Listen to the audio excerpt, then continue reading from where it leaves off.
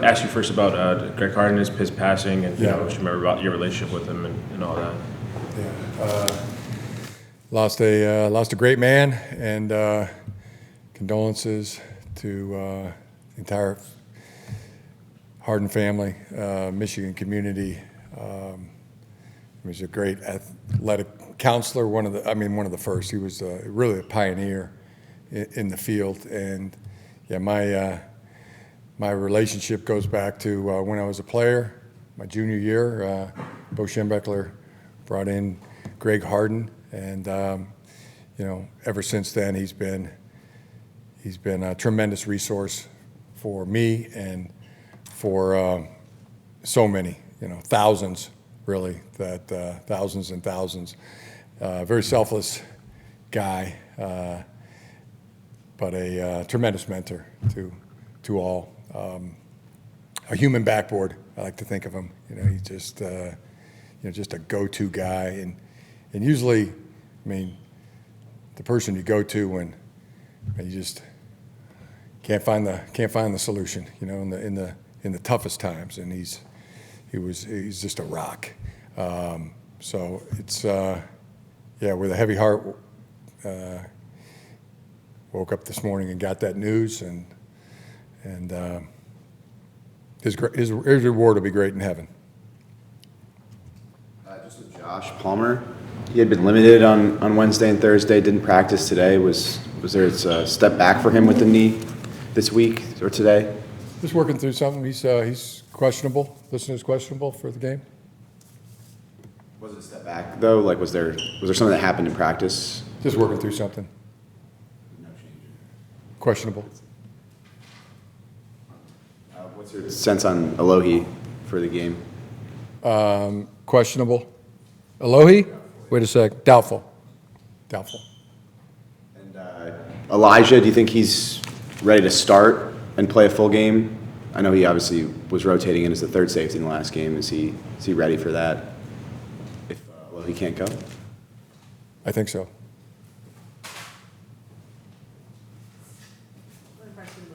Elijah was able to come in and play so many snaps. Quick transition to this team. Just from the true pro, right from the minute he got here, and it was just a matter of days, not even a week, that you could tell that he had a tremendous grasp on the system, and ways. Other impressive things is the way he moves, his instincts, and then saw him in the game. Was acquitted himself great. I don't know how that feels to just go like that, right after training camp and then into another team without all the off-season preparation, but he's made it look easy. Would Tony be the next guy up at safety? If Alohi can't go, you'd have three guys there with AJ, Elijah, and Derwin. Do you think Tony would be that next guy as a potential call-up for safety depth on Sunday? Yeah, that's a possibility. Jim, going to next week in Charlotte, you're excited for team bonding and board game, but how appreciative are you of the equipment staff and all they have to bring and all that kind of goes into it? Yeah, it's I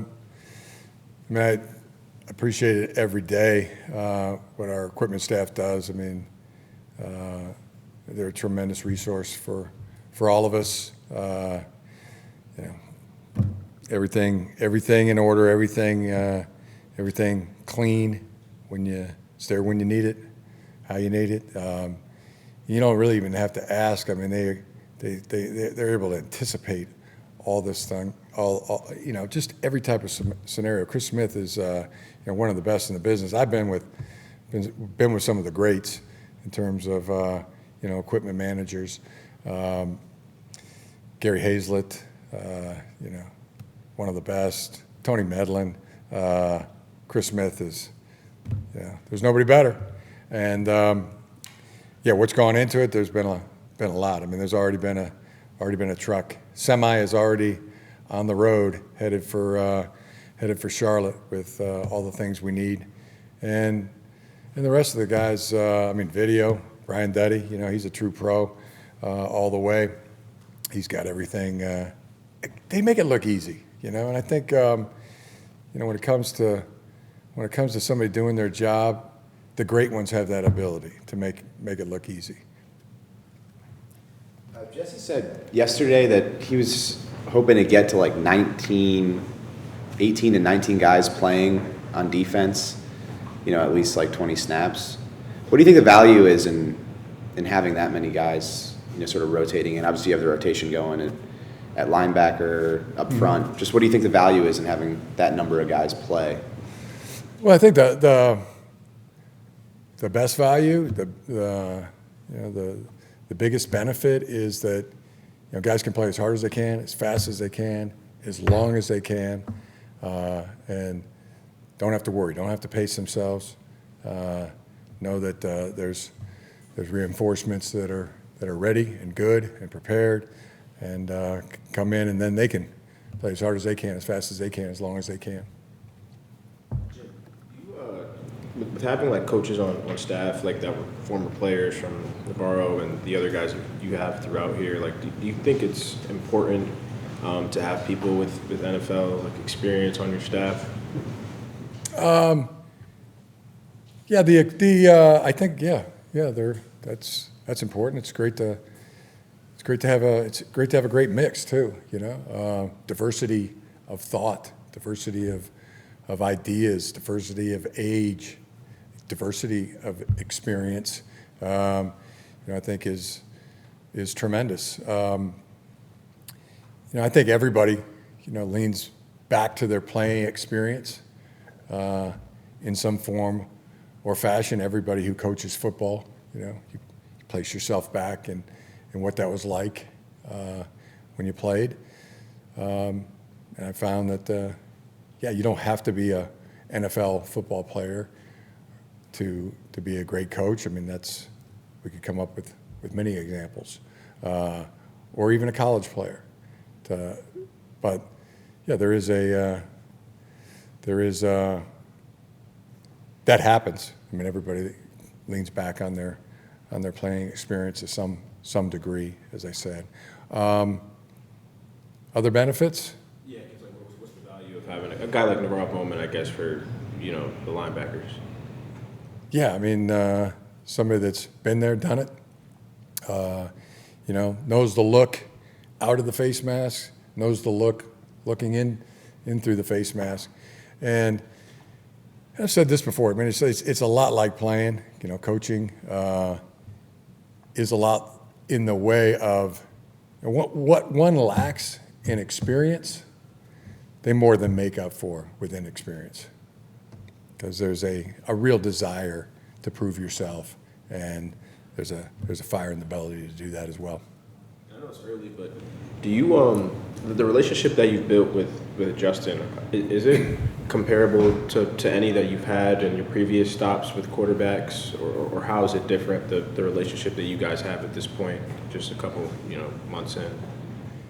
Yeah, like I said yesterday, I mean, it's comparable in that I love guys that love football. Guys that love football, they love me back. And there's no doubt Justin loves football, and it's at a level, and he loves competing. He's such a fierce competitor. As a coach, the way he sees things, the way he understands every nuance of the position and the game and the other positions. I want to be best friends with him, and really, I mean, I cannot imagine anybody. I mean, if you're not best friends, if you don't love Justin Herbert, then there's something wrong with you. That would be my opinion. Is there anything that you learned about him that you didn't expect in the time you've been coaching him, like whether it be his play or his personality that might have stood out to you? I mean, you definitely get to know somebody better as you get to know them. But yeah, there's everything. He's got it all, in every way, any and every way you could think of. I wish I was Justin Herbert. I copied his shoes. I'm wearing his tennis shoes. They look the Justin Herbert shoe, you know. I don't know, but Like you bought the same pair that he had, or like got them from the equipment staff, or you actually took his shoes, oh no, the ones he was wearing from the equipment staff. got the same pair. I went to Smitty and said, "Hey, can I get a pair of those Justin Herbert shoes?" And just like Smitty, I mean, the next day I got a pair of those shoes. You know, I think you've also heard me say, I mean, there's not one gene in his body I wouldn't like immediately trade. You know, yeah. But What's the top of the list? Like if you could take one Justin Herbert attribute, what would it be? If you, let's say you could go back to being like 20, 21 years old and you could take one Justin Herbert attribute, what would it be heading into the league? the arm talent, the stature, just the way he processes information and disseminates it, his leadership ability. I mean, even the fierceness with the way he competes. I thought I was a competitor, just the way he handles goes about his daily business.